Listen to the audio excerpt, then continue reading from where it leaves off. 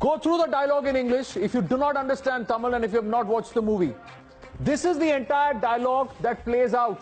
On GST, he says Singapore collects 7% GST and they provide free healthcare services to its citizens. This is the only factoid which perhaps you can say is wrong because they have MediSave and it goes out of their income tax $1,500 or above 8 to 10.5%. छोड़ दीजिए, movie है.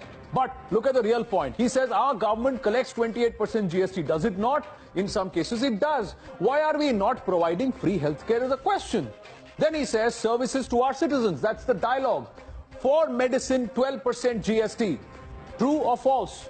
5% to 12% is the variant. He's picked up the higher one commodity that cripples our livelihood. He's talking about liquor.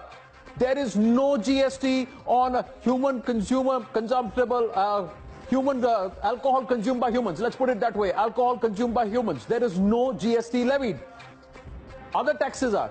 Then he goes on to say there is oxygen cylinder in one of the government hospitals. No oxygen cylinder in one of the government hospitals. We know which one, don't we? And when we inquire, we come to know that they have unpaid bills for more than 2 years. Is he not talking about what happened in Gorakhpur? Of course he is. Another government hospital, there is a power cut during a kidney dialysis and 4 people are died because of this. True or false? Don't you remember the case? You do. Then he goes on to say the reason there is no power backup in that hospital. A newborn baby is bitten by a rodent in the hospital. True, false? True. And the baby is dead. True. This has happened in our hospitals. This is what he's saying in the dialogue. People are scared about government hospitals instead of disease. And that is the fear that is capitalized on by private hospitals. You tell me, what is there to mute about this dialogue? That the BJP has gone overboard, said, mute it. This is the entire story, ladies and gentlemen.